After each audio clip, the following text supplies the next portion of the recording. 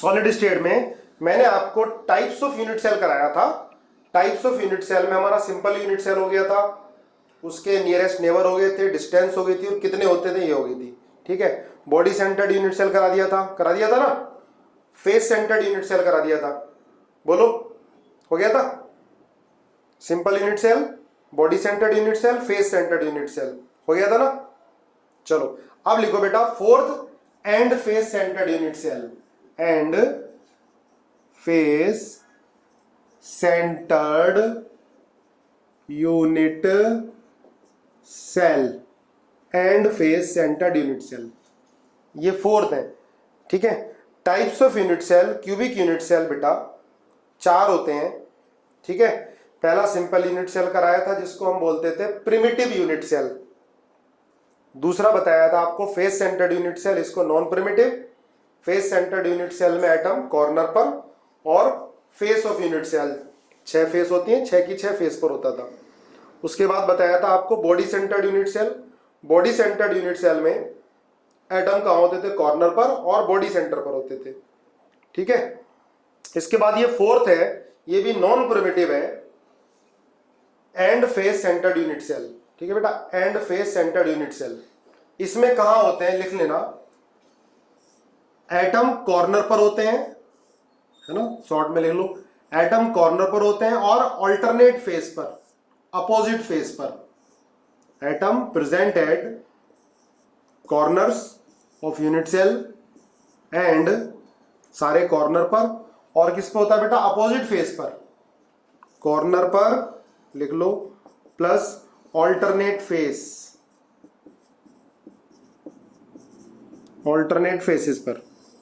ठीक है, और ऑल्टरनेट फेस होती कितनी है, 2।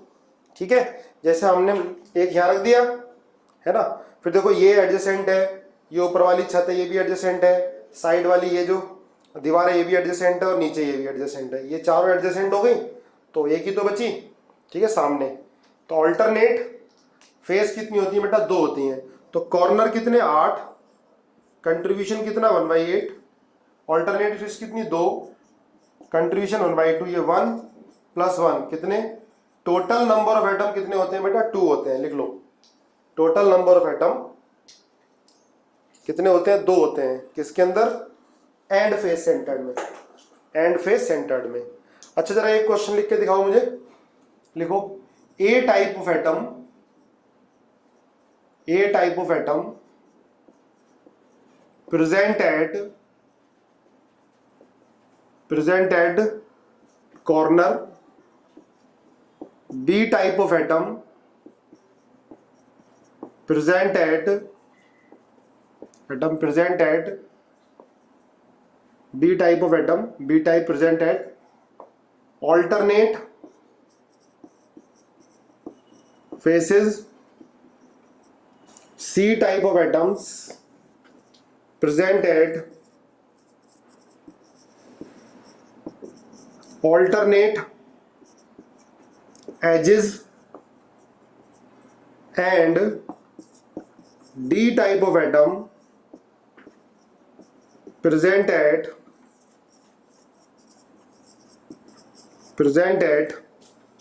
body center. What will be the simplest formula of compound? What will be the simplest formula of compound? A atom कहां पर है बेटा, कॉर्नर पर है। B एटम कहां पर है, ऑल्टरनेट फेस पर है। C एटम कहां पर है, ऑल्टरनेट एजिस पर है। D एटम कहां पर है, बॉडी सेंटर पर है। तो सिंपलेस्ट फॉर्मूला क्या होगा ये बताना है। चलो देखो भाई, आंसर क्या होगा, A कॉर्नर पर है, तो भाई A तो हो गया, A 8 × 1/8 1। ऑल्टरनेट फेस कितनी होती है बेटा, 2 होती हैं, तुम्हें पता है, 1 आ गया। ऑल्टरनेट एजेस कितनी होती हैं, 4 होती हैं, 1 आ गया। और कॉर्नर कितना है, सॉरी बॉडी सेंटर 1। तो ABCD आंसर है, सबका सही था, ABCD बिल्कुल सही है, ABCD आंसर आ गया, ABCD। अब तो ये 4 टाइप्स के यूनिट सेल हो गए। ठीक है, अब लिखो types of crystal lattice, 3 dimensional crystal lattice. Hand डालो, types of 3 dimensional crystal lattice, हमने 2 डायमेंशनल क्रिस्टल लैटिस पढ़े थे, है ना, स्क्वायर, हेक्सागोनल, रोम्बस, पैरेललोग्राम, ठीक है, रेक्टेंगल, ये हमने पढ़े थे 2 डायमेंशनल। अब लिखो types of 3D crystal system आ जाता है, एनसीईआरटी में है ये, तो कंपटीशन में भी मिल जाता है और बोर्ड में भी क्वेश्चन इस पर, टाइप्स ऑफ 3 डायमेंशनल सिस्टम, ठीक है।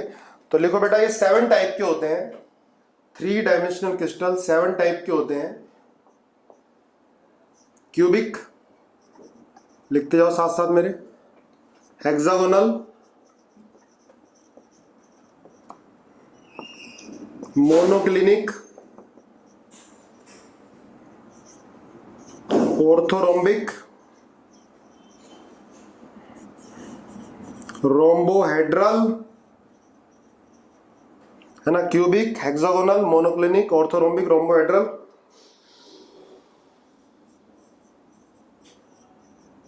टेट्राहेड्रल और ट्राइक्लिनिक, 7 होते हैं ना। अब तुमको ये याद करना है बेटा, CHM ORTT, CHM chemistry, OR organic और टनाटन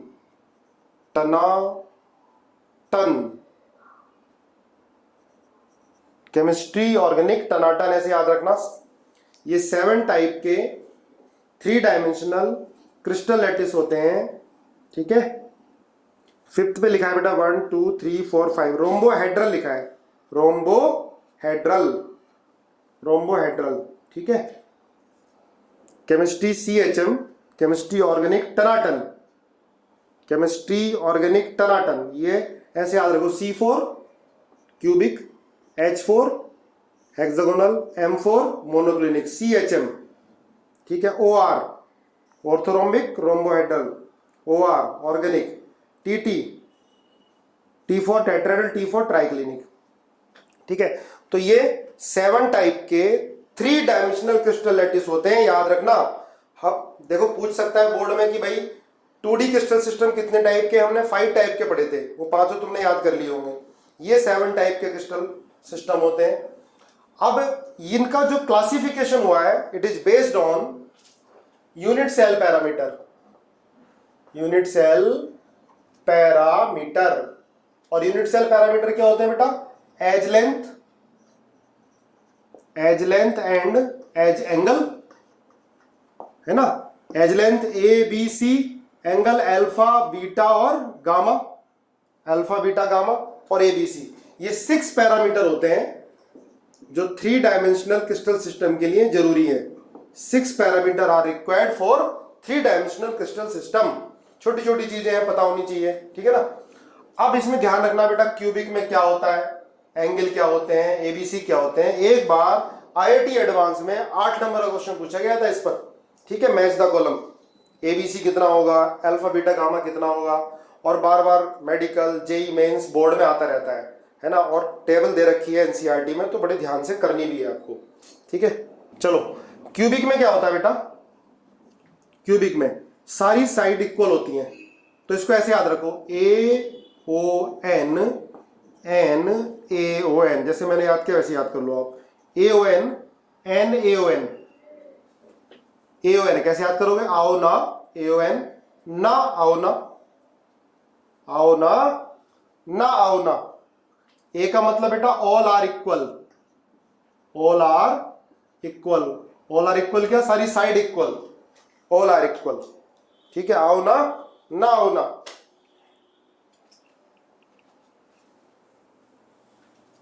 आओ ना, ना आओ ना, ठीक है। ऐसे याद रह जाएंगी, साइड याद रह जाएंगी, तुम अपने आप भी बना सकते हो कोई और तरीका।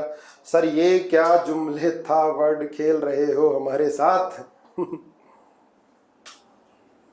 चलो, आओ ना, आओ ना, AON ना AON, ऑल आर इक्वल, तो ये होगा A is equal to B is equal to C, सारी साइड इक्वल, ओ मतलब only one equal, only one equal, A is equal to B not equal to C. N मतलब बेटा none equal, none is equal, कोई सी side equal नहीं होगी, none is equal, ठीक है। A not equal to B not equal to C. लिखो जरा बाकी भी, लिखो लिखो, चलो भाई लिखो। ऐसे एन का क्या होगा, नन इज इक्वल, कोई इक्वल नहीं, A not equal to B not equal to C. A का मतलब होगा all are equal, all are equal, A is equal to B is equal to C, only one equal, लिखते जाओ रटते जाओ, only one equal, A is equal to B not equal to C, none equal, A not equal to B not equal to C. अब देखो ये बहुत आसान है पर इस पर क्वेश्चन पूछे जाते हैं, ठीक है। इन्हीं के बेस पर इनका क्लासिफिकेशन हुआ है, आओ ना आओ ना ऐसे याद रखो। All are equal, only one equal, none is equal, none is equal, all are equal, only one equal, none is equal, याद हो जाएगा आसानी से। ये कैसे याद करोगे, CHMORTT, केमिस्ट्री ऑर्गेनिक टनाटन, ठीक है।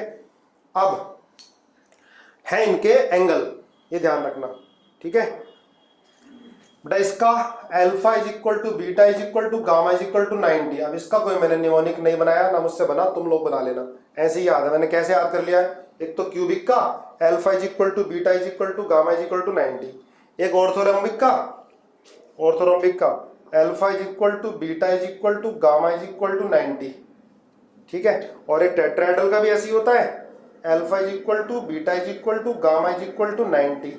और ये जो होता है ट्राइक्लिनिक, ये तो सबसे अनसिमेट्रिकल होता है, alpha not equal to beta not equal to gamma not equal to 90, है ना। इसको मैंने ऐसे याद कर लिया था भाई, ये सारे बराबर और 90 इसके सारे बराबर और 90 इसके सारे बराबर और 90 इसके सारे अनइक्वल और not equal to 90। Most unsymmetrical क्या होगा बेटा, ट्राइक्लिनिक होगा, मोस्ट अनसिमेट्रिकल ट्राइक्लिनिक, ठीक है। मोस्ट अनसिमेट्रिकल ट्राइक्लिनिक हो जाएगा।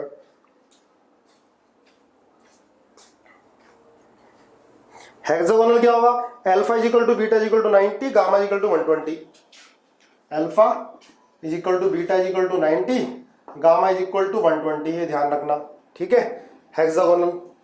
और इसके बाद बेटा मोनोक्लिनिक क्या होगा, monoclinic alpha is equal to gamma is equal to 90, alpha is equal to gamma is equal to 90 और beta not equal to 90, beta not equal to 90। थोड़ा समय देना बेटा, इस पे याद करना है इसको किसी भी तरह से, अपने आप जुगाड़ बनाओ चाहे एंगल के याद करने के, पर याद करना जरूरी है। इसके बाद हमारा कौन सा बचा भाई, रोम्बोहेड्रल बचा। रोम्बोहेड्रल में क्या होता है, alpha is equal to beta is equal to gamma, alpha is equal to beta is equal to gamma not equal to 90 पर, alpha is equal to beta equal, देखो ये सारे 90 थे, इसे याद कर लो, नॉट इक्वल टू 90 पर बराबर सारा होगा। तो ये हो गए तुम्हारे साइड्स, साइड्स ये हो गई, एंगल ये हो गए, किसी भी तरह से याद करना है, आ जाता है क्वेश्चन, बोर्ड में भी, जेई मेंस में भी, किसी में भी आ सकता है, ठीक है, मेडिकल में भी। अब और क्या चीज याद रखनी है, तो पहला तो याद हो गया 7 टाइप के होते हैं, दूसरा याद हो गया साइड्स, तीसरा एंगल, और बहुत इंपॉर्टेंट चीज देखो इसमें ये कौन कौन से यूनिट सेल से मिलके बनते हैं, ठीक है, कौन कौन से यूनिट सेल हो सकते हैं, ये ध्यान रखना है, ध्यान रखना बेटा जरूर, कौन कौन से यूनिट सेल हो सकते हैं, तो मेरे साथ साथ लिख लो। देखो ऑर्थोरोम्बिक में सारे के सारे, ऑर्थोरोम्बिक में चारों यूनिट सेल, चारों यूनिट सेल से ऑर्थोरोम्बिक बनता है, चारों यूनिट सेल एग्जिस्ट करते हैं, चारों चारों कौन कौन से, सिंपल यूनिट सेल, सिंपल को क्या बोलते हैं बेटा, प्रिमिटिव, ध्यान रखना, इसमें सिंपल यूनिट सेल भी होता है, फेस सेंटर्ड यूनिट सेल भी होता है, बॉडी सेंटर्ड यूनिट सेल भी होता है, और end face centred unit cell भी होता है, चारों यूनिट सेल, इसके आगे मैं लिख देता हूं 4 ऑर्थोरोम्बिक, चारों कौन कौन से, सिंपल यूनिट सेल भी होगा बेटा, ठीक है। पूछ सकता है कि कौन से 3 डायमेंशनल क्रिस्टल लैटिस में सारे के सारे यूनिट सेल एग्जिस्ट करेंगे, तो वो क्या होगा, orthorhombic, simple, face centred, body centred और एंड फेस सेंटर्ड, ऑर्थोरोम्बिक में, बिल्कुल सही बात है बेटा, ऑर्थोरोम्बिक में, ठीक है, ऑर्थोरोम्बिक में सारे होंगे। ठीक है। इसके बाद क्यूबिक में 3 होते हैं, एंड फेस सेंटर्ड नहीं होता, बाकी सारे होते हैं क्यूबिक में। क्यूबिक में बेटा 3 होते हैं, 3 क्यूबिक में 3 होते हैं। देखो अगर किसी में 1 होगा तो सिंपल यूनिट सेल तो जरूर होना है। कौन कौन से? सिंपल यूनिट सेल, दूसरा फेस सेंटर्ड यूनिट सेल और बॉडी सेंटर्ड यूनिट सेल। इसमें एंड फेस सेंटर्ड एब्सेंट होता है। कुछ भी क्वेश्चन बनाया जा सकता है। एनसीईआरटी में लिखा हुआ है कि भाई कौन सा है जिसके अंदर एंड फेस सेंटर्ड एब्सेंट होगा, बाकी 3 होते हैं, तो वो कौन सा है? Simple unit cell. कौन सा एग्जाम्पल ऐसा होगा जिसके अंदर सारे के सारे एग्जिस्ट करेंगे, तो वो कौन सा होगा? ऑर्थोरोम्बिक। भैया याद करना है इसको, ठीक है। इसके बाद देखो हेक्सागोनल यूनिट सेल। बेटा हेक्सागोनल यूनिट सेल के अंदर आपका सिर्फ एक ही होगा, वो क्या होगा? Simple unit cell. अब किसी एक है तो सिंपल यूनिट सेल ही होना है, एक है तो सिंपल यूनिट सेल ही होना है, ठीक है। 3 4 1 1 2 और ये 1 2, एक है तो सिंपल यूनिट सेल होता है। अब देखो ये दूसरा तीसरा कौन सा बचा भाई? मोनोक्लिनिक। तो बेटा मोनोक्लिनिक में 2 होते हैं, सिंपल और बॉडी सेंटर्ड। सिंपल और बॉडी सेंटर्ड, ध्यान रखना, सिंपल और बॉडी सेंटर। मोनोक्लिनिक में सिंपल होगा एस और बॉडी सेंटर होगा, ध्यान रखोगे, ठीक है। इसके बाद रोम्बोहेड्रल में तो एक है तो एक क्या होगा? वो सिंपल यूनिट सेल ही होगा, ठीक है। टेट्राहेड्रल में बेटा 2 हैं, और टेट्राहेड्रल में जो 2 कौन कौन से होंगे? बीसी, सिंपल और बॉडी सेंटर, सिंपल और बॉडी सेंटर। चलो लिख लो, इसमें सिंपल ही होगा, सिंपल और बॉडी सेंटर्ड होगा, इसमें सिंपल ही होगा, इसमें चारों होंगे, इसमें सिंपल ही होगा, इसमें सिंपल और बॉडी सेंटर्ड होगा, इसमें सिंपल बॉडी सेंटर्ड और सर एक बार सबको रिपीट करा दो। चलो मैं करा देता हूं, लिखो बेटा क्यूबिक यूनिट सेल में 3 होंगे, लिख लो कौन कौन से? सिंपल, फेस सेंटर और बॉडी सेंटर। हेक्सागोनल में बेटा 1 होगा, एक है तो वो सिंपल यूनिट सेल ही होना है, वो प्रिमिटिव ही होना है। मोनोक्लिनिक में बेटा 2 होंगे, सिंपल और बॉडी सेंटर, सिंपल और बॉडी सेंटर। ऑर्थोरोम्बिक में 4 होंगे। रोम्बोहेड्रल में एक ही होगा, वो सिंपल होगा। रोम्बोहेड्रल में 1 होगा, सिंपल, एक है तो सिंपल ही हो रहा है, प्रिमिटिव यूनिट सेल। टेट्राहेड्रल में बेटा 2 होने हैं, सिंपल और बॉडी सेंटर।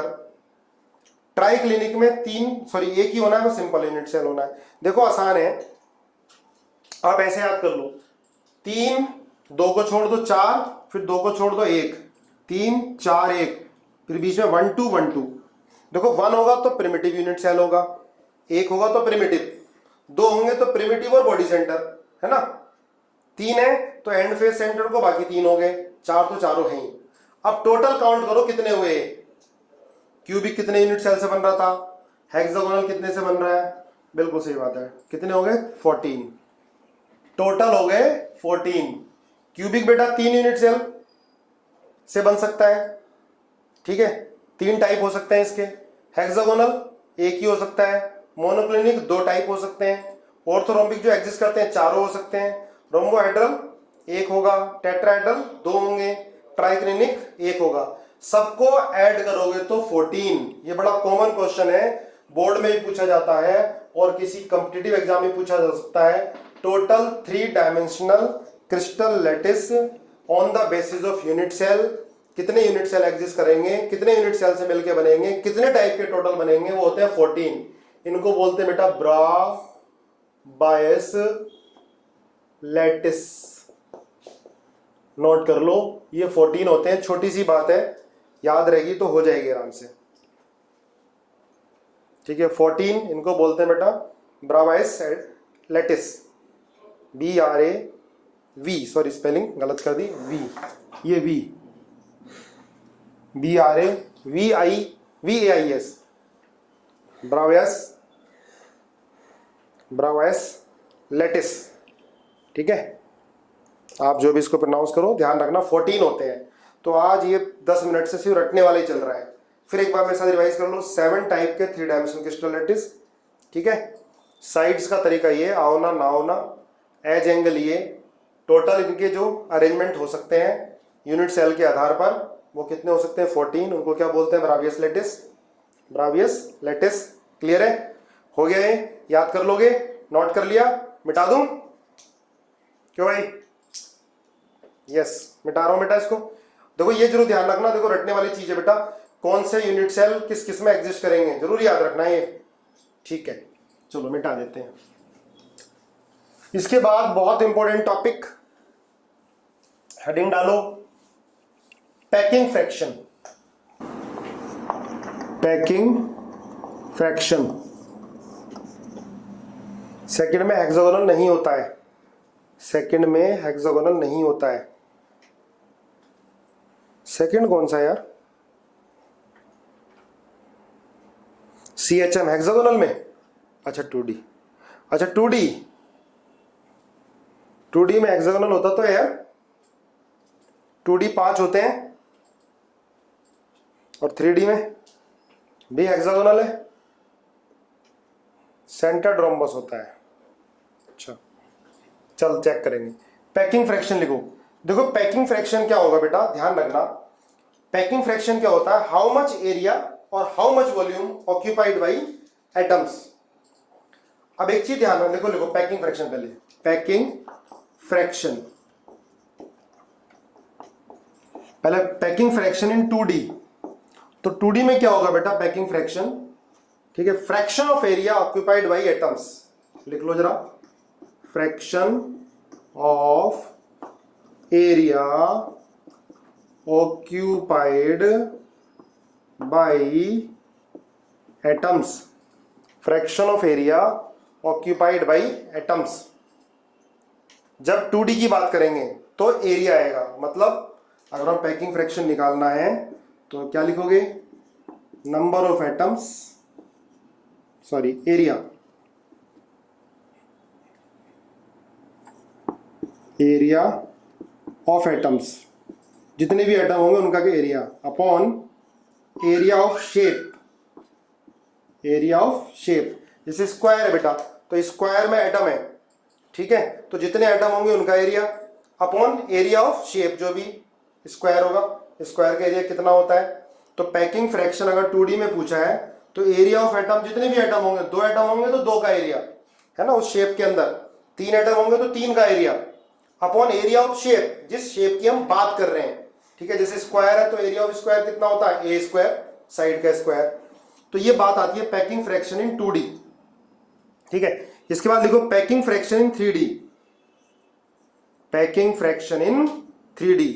तो 3D में क्या होता है, fraction of volume, fraction of volume occupied by sphere और एटम, स्फीयर्स और एटम। तो फॉर्मूला क्या होगा बेटा पैकिंग फ्रैक्शन का 3D में, ध्यान रखना, 3D में पैकिंग फ्रैक्शन का, तो ये होगा volume of atoms upon volume of shape, जो भी शेप होगी, ठीक है। एक बार लिख लो जरा, packing fraction in 3D, fraction of volume occupied by sphere और एटम्स। तो ये है packing fraction, volume of atoms upon volume of shape. हाँ एक ही है बेटा, पैकिंग फ्रैक्शन और पैकिंग एफिशिएंसी एक ही है। अब एक एक करके डिस्कस करते हैं, पहले एरिया में, पहले 2D में फिर 3D में, है ना, नोट कर लो एक बार। लिखो पैकिंग फ्रैक्शन इन 2 डायमेंशनल पैकिंग, या पैकिंग एफिशिएंसी इन 2 डायमेंशनल पैकिंग। अच्छा 1D तो इस तरह से होती है, आप एक लाइन में एटम रख लिए 1D, और 2D क्या होता है बेटा, जैसे ये आपने स्फीयर इस तरह से रखे, ठीक है, फिर इसके नीचे ऐसे रख दिया, फिर इसके नीचे ये 2D है, ठीक है, बना लो साथ साथ मेरा। इसको बेटा स्क्वायर क्लोज पैकिंग भी बोलते हैं, स्क्वायर क्लोज पैकिंग, ठीक है ना। ये सेंटर है इनका, देख लो ध्यान से एक बार, देख लिया।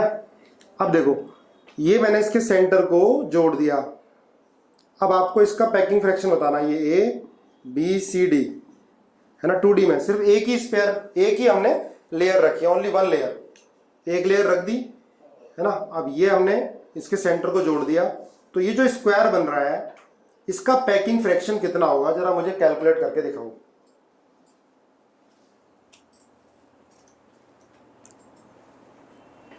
जल्दी बताओ पैकिंग फ्रैक्शन कितना होगा, आंसर निकालो। पैकिंग फ्रैक्शन का आंसर बताओ। पाई, विशाल का पाई आ रहा है, पाई बाई 4, शायद आंसर पाई बाई 4 है ना, 0.78, ठीक है, पाई बाई 4, बहुत बढ़िया, काफ़ी सारे बच्चों का बिल्कुल सही आ गया, पाई बाई 4, पाई बाई 4 आया ना, ठीक है। देखो इसकी साइड मान ली हमने ए है, देखो जिसको समझ नहीं आया देख लेना, ए साइड है, ठीक है।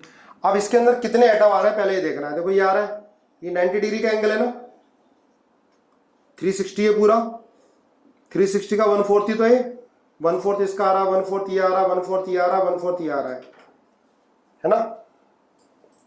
एक एटम का 1/4 पार्ट इसके अंदर आ रहा है, ध्यान रखना, ये 1/4 ये 1/4 ये 1/4 ये 1/4, तो टोटल एटम कितने आ रहे हैं इसके अंदर, टोटल एटम कितने आ रहे हैं, टोटल एटम लिखो, 4 का 1/4 पार्ट आ रहा है, 1 है ना।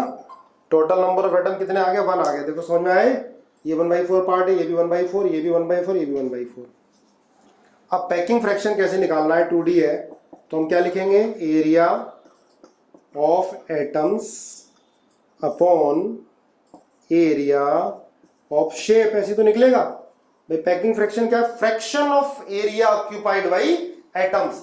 अब इसके अंदर देखो ये तो जगह घेरी हुई है एटम ने, है ना, और ये जगह क्या खाली है, इसको क्या बोलेंगे बेटा, इंटरस्टिशियल स्पेस, इंटरस्टिशियल स्पेस, या क्या बोलेंगे, अवेलेबल वॉल्यूम, ठीक है, इंटरस्टिशियल स्पेस या अवेलेबल वॉल्यूम बोलेंगे। हाँ, वॉइड भी बोलते हैं, वॉइड भी बोलते हैं, या इंटरस्टिशियल स्पेस। तो पैकिंग फ्रैक्शन कैसे निकालोगे, एरिया ऑफ एटम, तो भाई एटम तो एक ही है, एक का एरिया कितना होता है, pi r square upon area of shape कितनी होगी, तो ये जो है साइड का स्क्वायर, ए स्क्वायर, और देखो ए और आर में क्या रिलेशन आएगा बेटा, ध्यान रखना, ये आर है, ये आर है, तो ए और आर रिलेशन क्या आएगा, ए इज इक्वल टू 2r, रख दो 2r, पाई आर स्क्वायर अपॉन 2r का स्क्वायर 4 स्क्वायर, ये कट गया, पाई बाई 4 आ गया, ठीक है।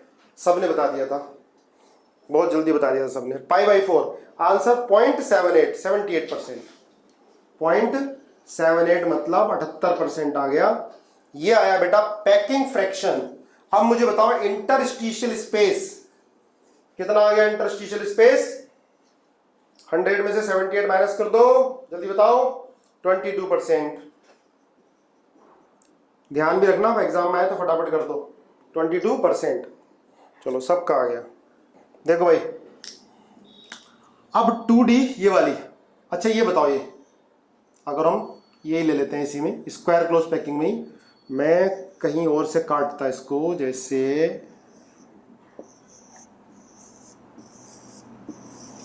ये ले लेता मैं, ये, अब बताओ इसका पैकिंग फ्रैक्शन कितना आएगा, इस शेप का कितने एटम इसके अंदर आएंगे, इसका पैकिंग फ्रैक्शन कितना आएगा, जल्दी बताओ। देखो बेटा इसको टच करने वाले कितने एटम है डायरेक्टली, 4 है ना, 1 2 3 4, 4 है, तो कोऑर्डिनेशन नंबर इस एटम का कितना हो जाएगा, 4 आएगा, अगर एक ही लेयर रखी होगी, 1 लेयर है ना, 2D। तो इस तरह की पैकिंग में क्या बोलते हैं बेटा, इसको स्क्वायर क्लोज पैकिंग। अभी बनी नहीं पैकिंग, अभी एक ही लेयर रखी है, पर एक लेयर में इसका कोऑर्डिनेशन नंबर कितना आएगा, 4। कोऑर्डिनेशन नंबर क्या होता है, कोई पर्टिकुलर एटम, इस एटम को कितने एटम ने डायरेक्टली टच किया हुआ है, तो देखो इसने टच किया 1 2, इसने किया हुआ है 3 और एक 4, तो इस एटम का कोऑर्डिनेशन नंबर कितना हो गया बेटा, 4 आ गया। कोऑर्डिनेशन नंबर क्या होता है, ध्यान रखना, डेफिनेशन भी आ जाती है कि किसी एक पर्टिकुलर एटम को डायरेक्टली कितने एटम टच किए हुए हैं। तो अगर हमने स्क्वायर क्लोज पैकिंग बनाई है और एक ही लेयर रखी है, तो इस एटम का कोऑर्डिनेशन नंबर 4 होगा। अब इसका पैकिंग फ्रैक्शन बताओ कितना आता है, पाई आएगा, पाई बाई 4 ही आएगा, सही है, पाई बाई 4 ही आएगा इसका भी, है ना। चलो पहले एटम देख लेते हैं कितने, टोटल नंबर ऑफ एटम देखते हैं इसमें। Total number of atoms. देखो एक तो पूरा एटम है, बीच वाला पूरा एटम है 1, है ना, पूरा है ना बेटा, ये पूरा एटम है। और इनका कितना है 1/4, इसका भी कितना है 1/4, इसका भी कितना है 1/4, तो 1 + 4 × 1/4, तो टोटल एटम तो 2 आ गए इसके अंदर। ठीक है, टोटल एटम 2 आ गए, ध्यान रखो। क्लियर है ना। अब देखो हमें ए और आर में रिलेशन निकालनी है, तो बेटा ये लेना पड़ेगा तुम्हें डिस्टेंस। ठीक है, ये डिस्टेंस लेना पड़ेगा, ये टच की हुई है ना, ये डिस्टेंस लेना पड़ेगा आपको, है ना। क्या आएगा जरा ए और आर में रिलेशन बताओ। देखो ये तो ए है, ठीक है, ये कितना आएगा, ये डिस्टेंस तो ए और बी, ये ए भी कितना आएगा √2a, है ना, √2a।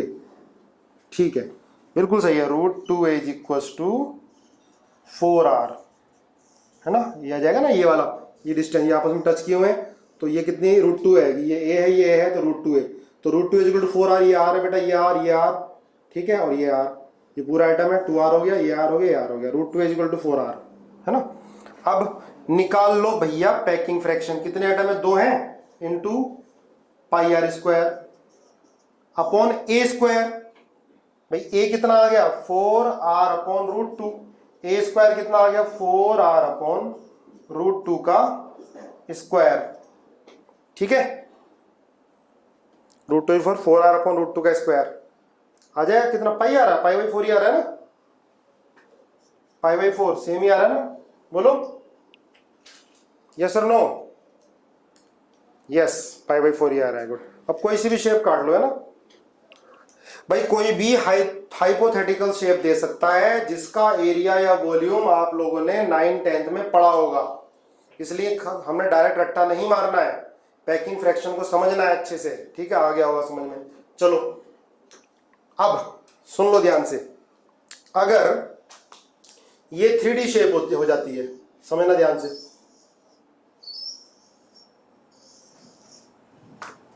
है ना, इसके नीचे फिर हमने रख दिया। जब ये 3D होगा तो जो बीच वाला एटम होगा बेटा, उसका कोऑर्डिनेशन नंबर कितना होगा। 3D का मतलब समझ रहे हो, एक एटम अब इसके ऊपर रखते चले गए, ये लेयर ए है, ऐसी लेयर इसके ऊपर, एक एटम ये, एक एटम ये ऐसी ऊपर लेयर बनती चली गई, समझ में आ रहा है। तो कोऑर्डिनेशन नंबर कितना होगा जब 2 लेयर रखोगे, सिर्फ 36 थोड़ा ना होगा, ओनली जब 2 लेयर रखोगे। देखो एक लेयर रखी थी तो कोऑर्डिनेशन नंबर 4 हो गया था, हाँ 2 लेयर रखोगे तो कोऑर्डिनेशन नंबर 5 होगा, लेकिन हाँ 2 लेयर तो कोऑर्डिनेशन नंबर 5, लेकिन जब लेयर बनती जाएंगी और जो बीच वाली लेयर होगी उसका कोऑर्डिनेशन नंबर कितना आएगा, 6 आएगा। बिल्कुल सही है। अगर स्क्वायर क्लोज पैकिंग है, स्क्वायर क्लोज पैकिंग 3D है ना, 3D, तो बेटा कोऑर्डिनेशन नंबर कितना आ गया, 6 आ गया। समझो ध्यान से, कोऑर्डिनेशन नंबर 6 आ गया। सही बात है, फील करो भाई, ये एक लेयर है, फिर दूसरी लेयर आ गई, फिर तीसरी लेयर, तो जो बीच वाली लेयर है उसमें जो बीच वाला आइटम है उसका कोऑर्डिनेशन नंबर 6 आएगा। ऐसे मान लो ये लेयर है, इसके पीछे एक लेयर, इसके ऊपर एक लेयर, तो ये वाला आइटम देखो, तो 1 2 3 4 4 तो ये हो गए, एक इसके ऊपर हो गया और एक इसके पीछे हो गया, तो कोऑर्डिनेशन नंबर कितना आ गया, 6 आ गया। तो लिखो स्क्वायर क्लोज पैकिंग में 3D में कितना आता है, 6 आता है। नोट करो 6 आएगा, लिख लिया। मौलिक कह रहा नहीं समझ पा रहा, देख बेटा ये लेयर बीच में मान ले तू, एक लेयर जस्ट इसके पीछे, भाई 3D में तो एक एटम ऊपर रखेगा, ऐसे लेयर बनती चली जाती है। ठीक है, एक लेयर इसके ऊपर एक लेयर इसके पीछे होगी, तो ये वाला जो एटम होगा, देखो जो इसकी खुद की लेयर है, साइड वाली लेयर, इसके प्लेन में 1 2 3 4 आ जाएंगे, एक एटम इसके ऊपर आएगा, एक एटम इसके पीछे आ जाएगा, तो 3D शेप में इसका कोऑर्डिनेशन नंबर कितना आ जाएगा, 6 होगा। और देखो इससे जो यूनिट सेल बनेगा, ध्यान रखना, इससे जो यूनिट सेल बनेगा वो क्या बनेगा, सिंपल यूनिट सेल, है ना। इससे जो यूनिट सेल बनेगा सिंपल यूनिट सेल, उसके जब काटोगे तो कॉर्नर पर 8 कॉर्नर पर एटम आएंगे। चलो वो तो आगे बताता हूं, पहले 2D का देखते हैं। अब हेक्सागोनल का देखो, 2D में ही हेक्सागोनल का करो मेरे साथ साथ। हाँ BCC भी बन सकता है, बिल्कुल सही कह रहे हो।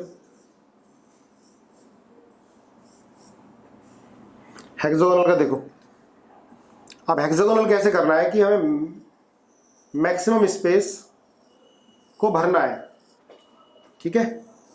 तो हमने बीच में ये एटम रखा, ठीक है, फिर ऐसे ही इसके बीच में रखो एटम, बना लो मेरे साथ साथ।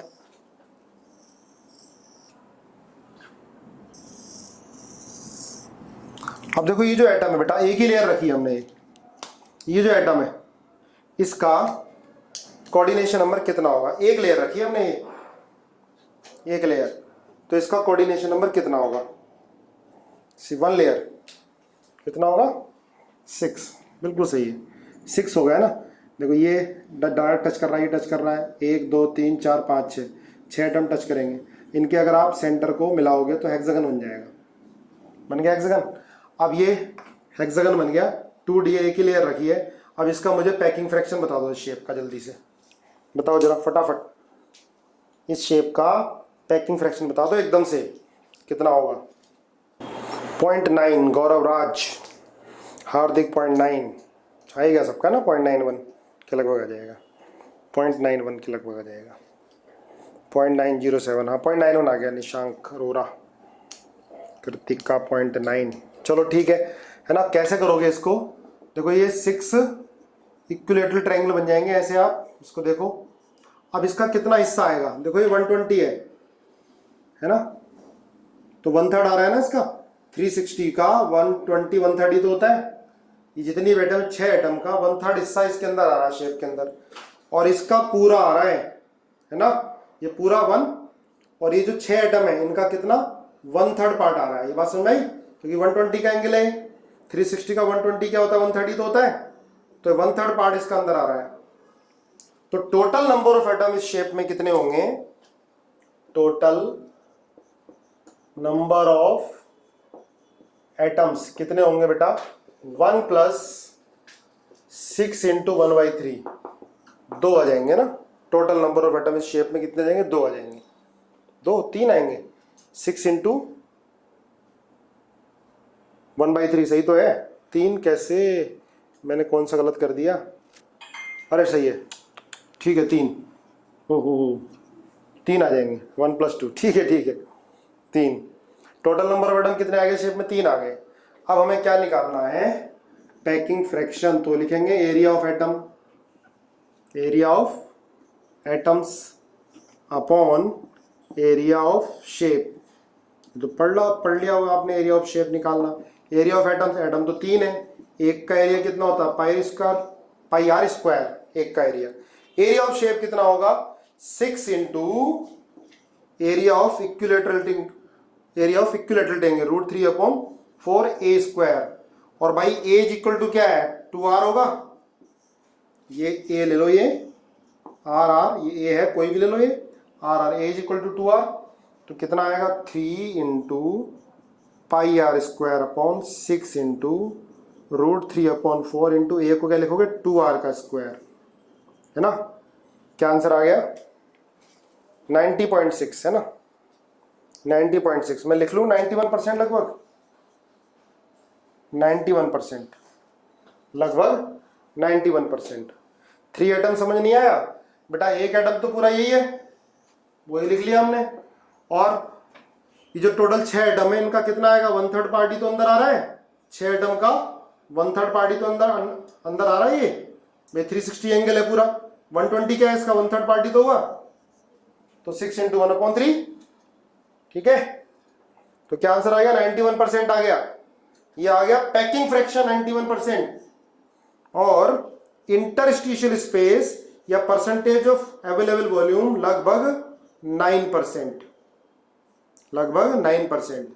यह है पैकिंग फ्रैक्शन इन क्या 2D, सही है। अब चलो लिख लो packing fraction in 3D, heading डाल लो, packing fraction in 3D, packing fraction in 2D 3D sorry, heading डालो, एक तो कर ही लेते हैं फिलहाल,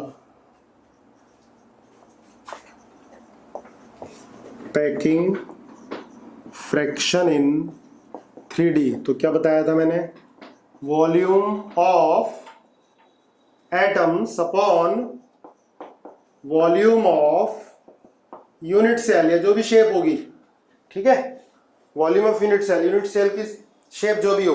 आवाज क्लियर है मेरी? क्यों भाई, साउंड क्लियर है या नहीं? क्लियर है, ठीक है। तो पैकिंग फ्रैक्शन इन 3D में पहले लिखो packing fraction of simple unit cell, जिसको बोलते हैं प्रिमिटिव, जिसको बोलते हैं प्रिमिटिव।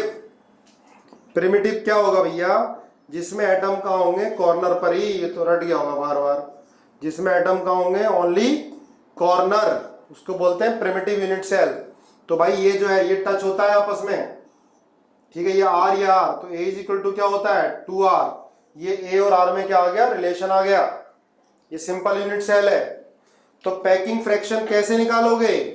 लिखोगे वॉल्यूम ऑफ एटम। कितने एटम है भाई इसमें? यूनिट सेल में कितने एटम है टोटल? सिंपल यूनिट सेल में 1 एक ही एटम है ना भाई, 8 एटम है, कंट्रीब्यूशन 1/8 है, एक ही तो एटम है। एक एटम का वॉल्यूम कितना होता है? 4/3 पाई आर क्यूब। अपॉन क्या लिखोगे? ए क्यूब। यूनिट सेल का वॉल्यूम क्या होगा? ए क्यूब। ए क्या है? एज लेंथ है, बिल्कुल सही है। तो 4/3 pi are cube upon a cube, और ए और आर में क्या रिलेशन आया बेटा? 2r, तो 2r का क्यूब हो गया। आंसर क्या आता? π/6 आता है, मतलब लगभग 52% आता है। तो पैकिंग फ्रैक्शन कितना आता है? 52%। तो भाई इंटरस्टिशियल स्पेस कितना आएगा? जल्दी बोलो, इंटरस्टिशियल स्पेस कितना आएगा? लगभग 48%। याद भी रखना, उस समय एग्जाम में आता, ऑब्जेक्टिव में तो याद नहीं रहता, पर बोर्ड में आएगा तो पूरा इसको ड्राइव करोगे, ठीक है, 48%। अब बाकी सब मैंने बता दिया था, ए और आर में रिलेशन, इसके नियरेस्ट नेबर कितने होंगे, डिस्टेंस कितनी होगी, कितने होते हैं नियरेस्ट नेबर इसके? 6। डिस्टेंस क्या होती है? ए, ठीक है। चलो 47.6 कर लो अप्रोक्सीमेटली। ये है बेटा इंटरस्टिशियल स्पेस, किसके अंदर है ये है हमारा सिंपल यूनिट सेल के अंदर, ठीक है, ध्यान भी रखोगे डायरेक्ट। अब लिखो next, packing fraction in body centred unit cell. लिखो packing fraction in body centred unit cell. जल्दी, मैं कैलकुलेट कर रहा हूं, उससे पहले कैलकुलेट करके देखो। Packing fraction in body centred unit cell 68% बताया आपने। Packing fraction in body centred unit cell, बेटा बॉडी सेंटर्ड यूनिट सेल में ध्यान रखोगे, बॉडी सेंटर्ड यूनिट सेल में एटम कहाँ होते हैं? कॉर्नर पर। एटम होते हैं कॉर्नर पर, और एक एटम होता है बॉडी सेंटर पर। एक एटम होता है बॉडी सेंटर पर, ठीक है, कॉर्नर प्लस बॉडी सेंटर। एक चीज ध्यान रखना बेटा, इसके अंदर इस तरह से,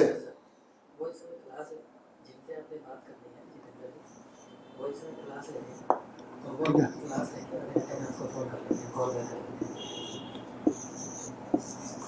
इस तरह से, और बीच में ऐसा एटम रखोगे एक, फिर इसके ऊपर फिर एक लेयर रखोगे, है ना। तो जो इसमें यूनिट सेल कटेगा वो बॉडी सेंटर्ड यूनिट सेल होगा। ये बॉडी सेंटर्ड यूनिट सेल है। इसमें ए और आर में क्या रिलेशन आती है बताना जरा, मैंने पहले लिखवाया तुम्हें। ए और आर में रिलेशन क्या आएगा बॉडी सेंटर्ड यूनिट सेल में? बताओ यार जल्दी। 4r लिखोगे, पूरा पूरा रिलेशन बताओ अदिति। ए और आर में क्या रिलेशन आता है इसमें? √3a = 4r, क्योंकि ये डिस्टेंस लोगे आप, ये a है और ये डिस्टेंस कितनी निकाली थी हमने? √2a। ये आपस में टच होंगे सारे, ये आपस में टच होंगे, ये r, ये 2r, ये r, तो √3a = 4r। ये बॉडी सेंटर्ड यूनिट सेल में a और r में रिलेशन है, ठीक है। और टोटल एटम्स कितने होते हैं इसमें? Body centred unit cell non primitive बोलते हैं इसको। 1 + 8 × 1/8, 2 होते हैं ना, वो सही है, 2 होते हैं। तो भाई पैकिंग फ्रैक्शन कितना होगा? वॉल्यूम ऑफ एटम्स, एटम कितने हैं? 2 हैं, into 4/3 pi are cube upon a cube. यहां से ए कितना आया? कहां गया ए कितना आया? 4r/√3। सही है, सबको याद है, √3 का क्यूब। ये आता है बेटा 68%। पैकिंग फ्रैक्शन 68% आता है, और इंटरस्टिशियल स्पेस कितना आएगा? 32% आएगा। 32% आएगा, ठीक है, 32%।